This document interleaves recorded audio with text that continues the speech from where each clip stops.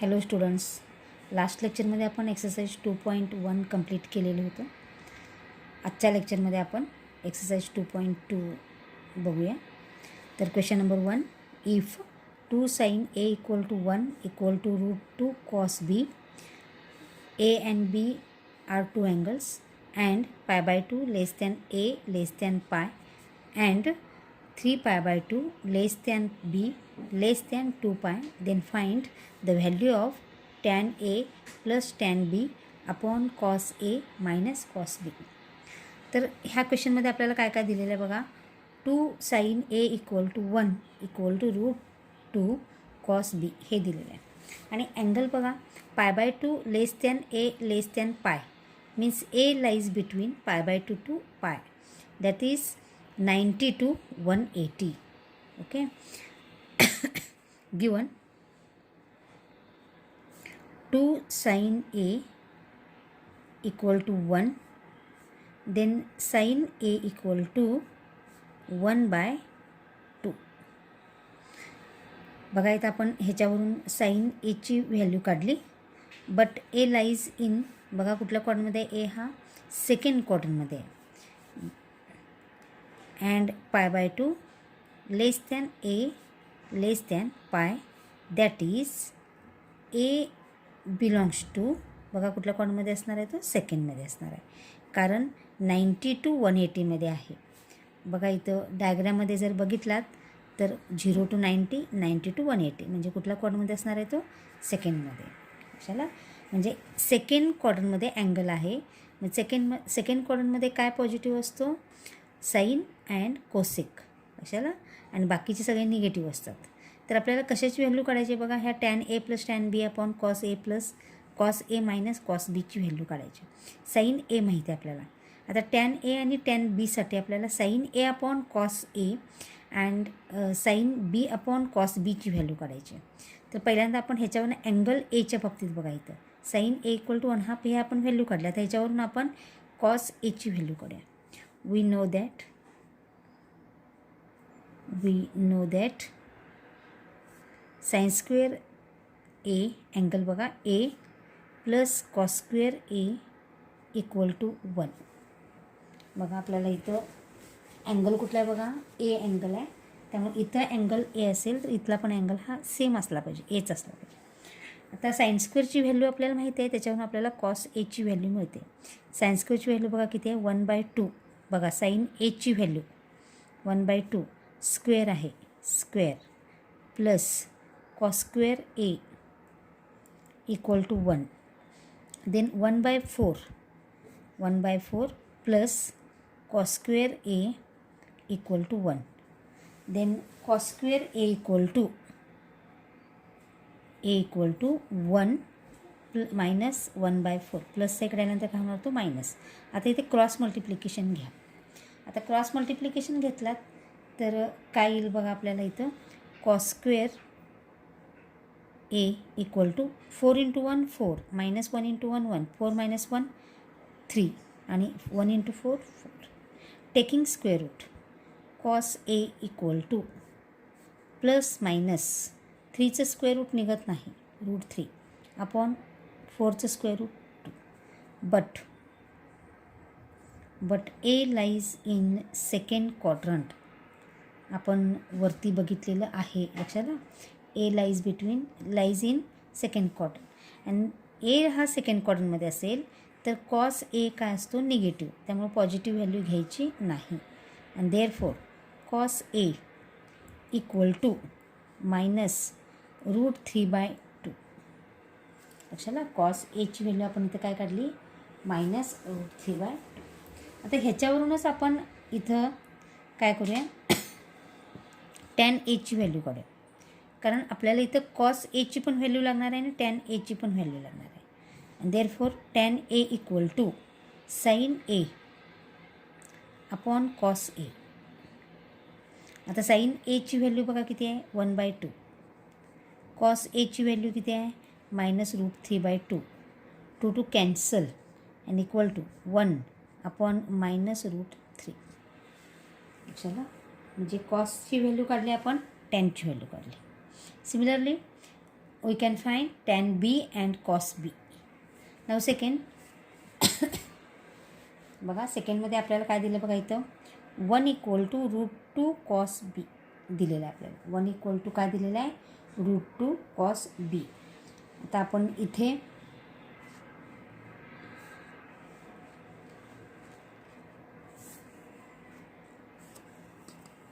One equal to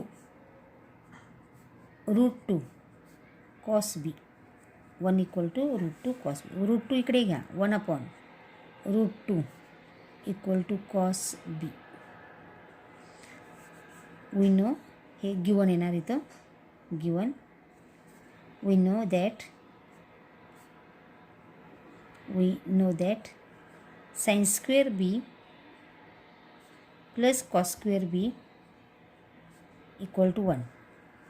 then sine square B आहे तसंच ठेवूया, कारण साइन बीची आपल्याला व्हॅल्यू माहीत नाही आहे, ती व्हॅल्यू काढायची आपल्याला. साइन एची व्हॅल्यू माहिती आहे आपल्याला. प्लस आता कॉस बीची व्हॅल्यू किती आहे बघा 1/√2 आहे. त्यामुळे इथं काय येणार 1/√2 ब्रॅकेट स्क्वेअर अँड = 1. लक्षात आलं. तर इथं आपण आता ह्याचा स्क्वेअर करूया. साइन स्क्वेअर बी प्लस 1चा स्क्वेअर 1 √2चा स्क्वेअर 2 = 1. आता प्लस इकडे आल्यानंतर काय होणार तो मायनस होणार आणि मग साइन स्क्वेअर बीची व्हॅल्यू मिळेल आणि त्याचा स्क्वेअर रूट काढा साइन बीची व्हॅल्यू मिळेल. लक्षात आलं. Then sine square B = 1 - 1/2. Then sine square B = cross multiplication घ्यायचं 2 × 1 2 - 1 means 1/2 taking square root. Sine B = किती येणार ±1/√2. बट बी बघा बी कुठल्या क्वाड्रंटमध्ये आहे बघा 3π/2 लेस दॅन बी लेस दॅन 2π. लक्षात ना हे आपल्याला दिलेलं आहे त्यांनी. That is B lies in बघा कुठल्या कॉलमध्ये असणार आहे बघा आता इथं हा 3π/2 to 2π.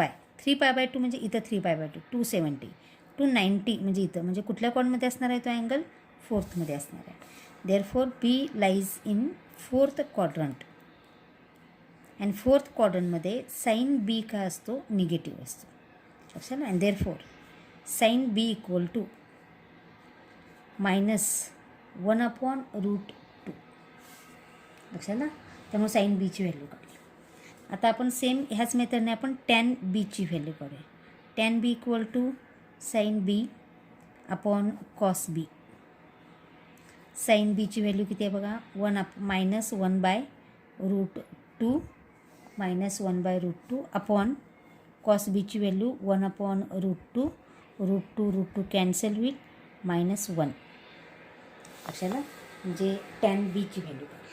आता आपल्याला कशाची व्हॅल्यू काढायची बघा find the value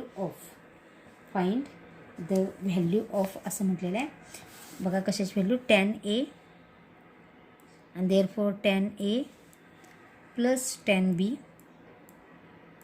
upon cos A minus cos बी = आता टॅन एची व्हॅल्यू बघा -1/√3 आपण ही व्हॅल्यू काढलेली आहे. मायनस टॅन बीची व्हॅल्यू बघा किती आहे -1. 1 मीन्स 1/1 अपॉन कॉस एची व्हॅल्यू बघा -√3/2.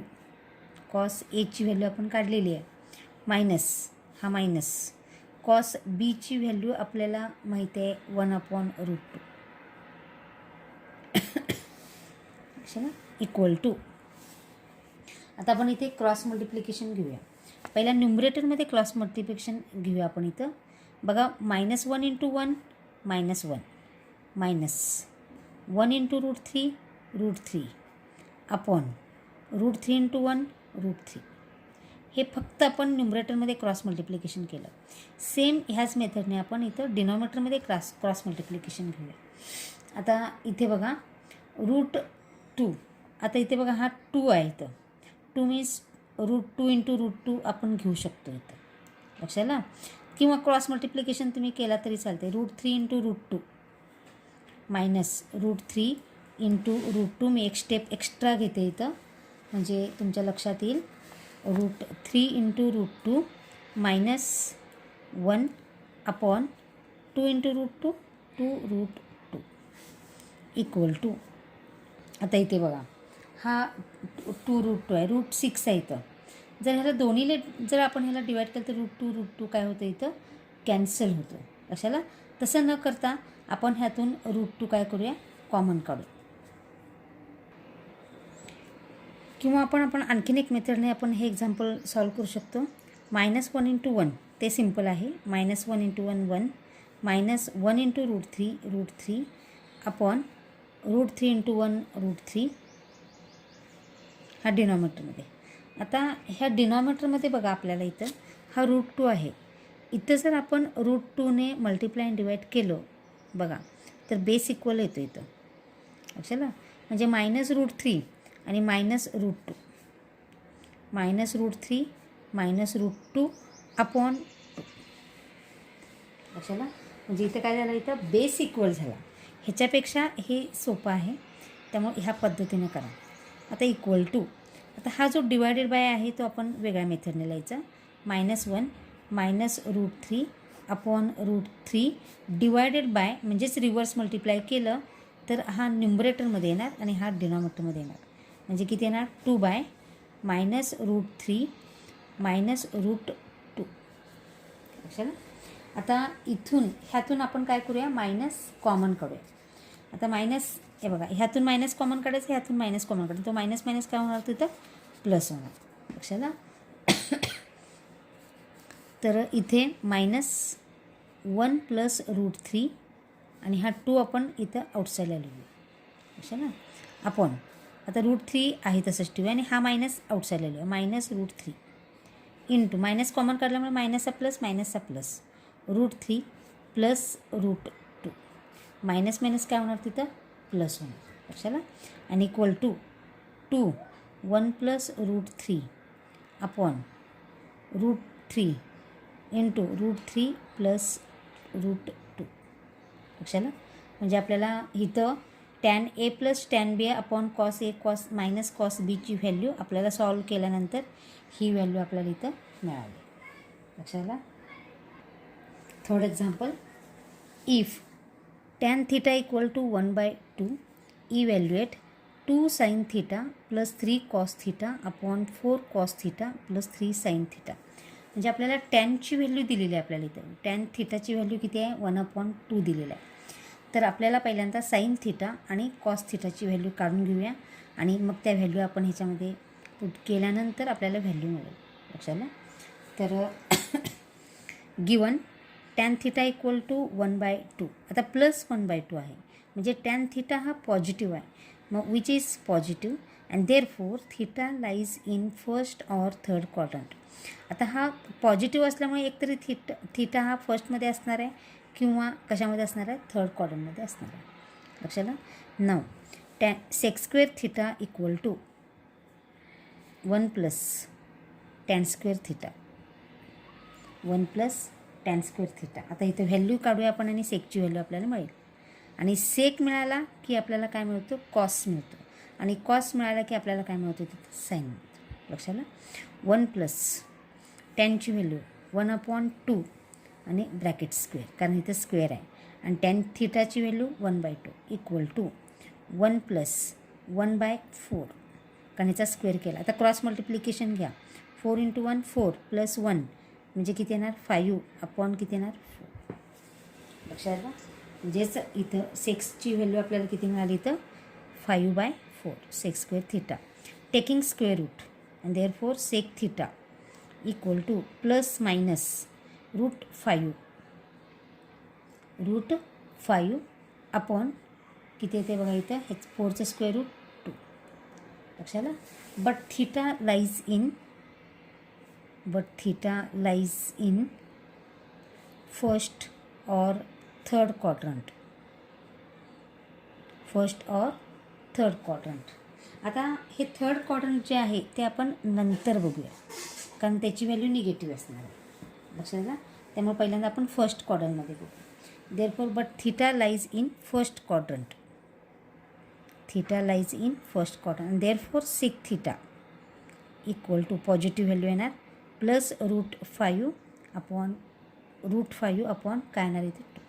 आता ह्याचा आपण रिव्हर्स मल्टिप्लाय केलं तर आपल्याला कशाची व्हॅल्यू मिळते? कॉसची. And therefore cos theta equal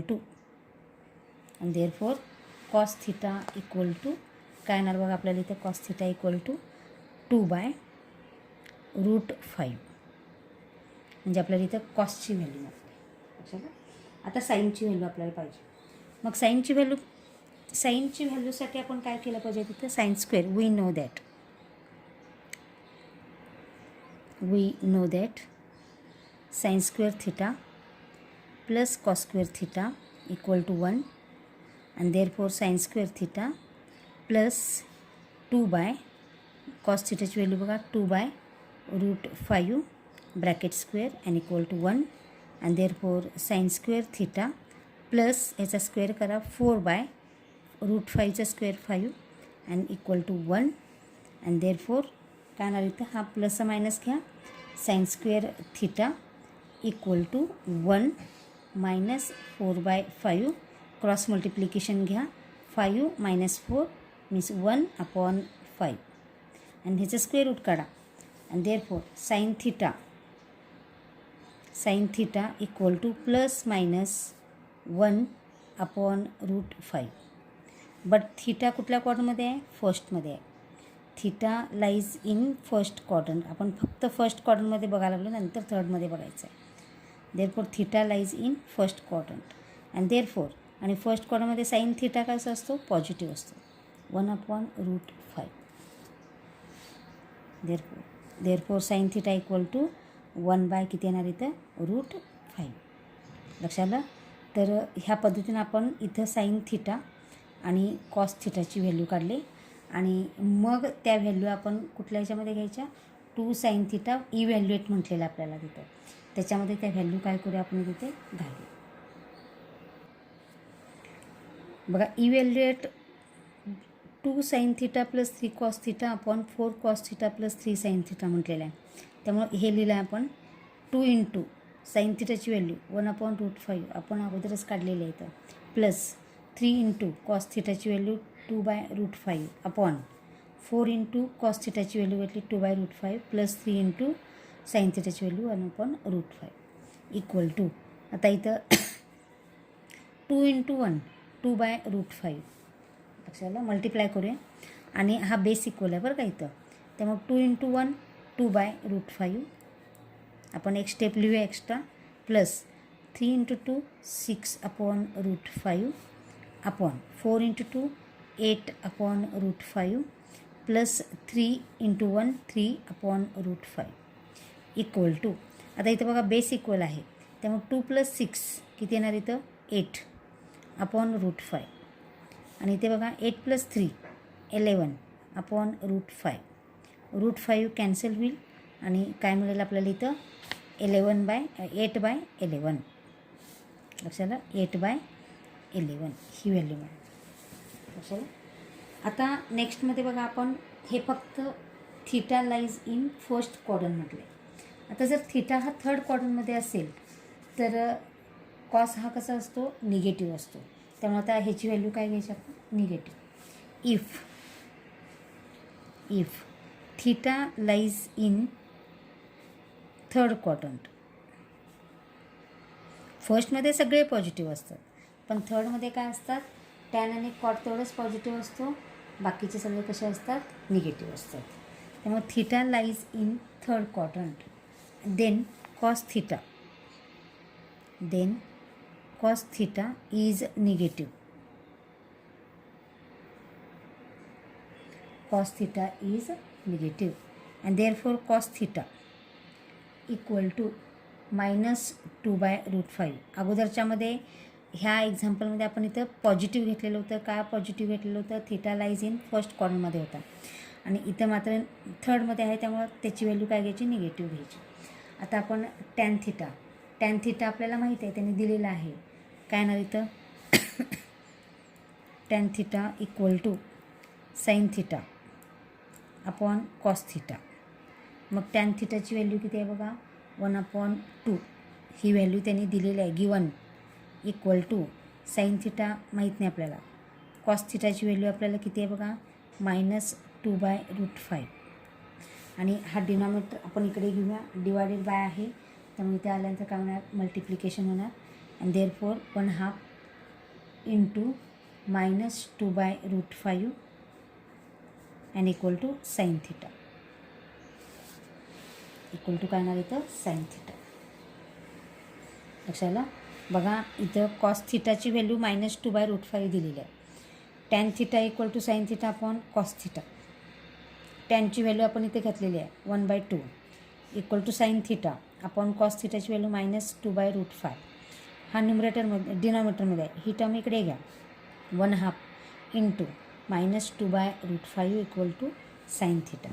आता 2 कॅन्सल होईल आणि मग काय मिळेल -1/√5 इक्वल टू साईन थिटा. लक्षात. आणि मग परत आपण ते इव्हॅल्युएट करूया आणि इक्वल टू मग काय येणार इथं 3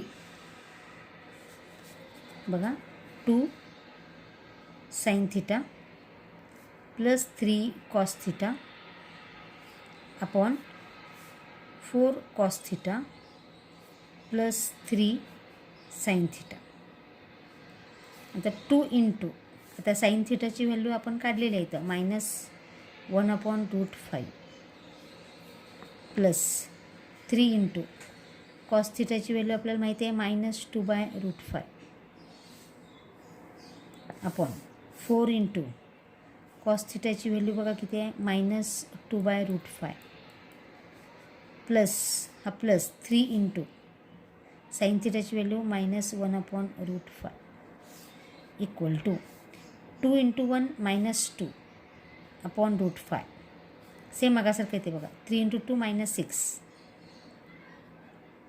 अपॉन √5 अपॉन काय काय येते बघा आता इथं 4 इंटू -2 -8 अपॉन √5 प्लस काय येते बघा आता इथं plus 3 into 1 -3 upon √5 equal to आता सेम मागासारखं -2 -6 -8 अपॉन √5.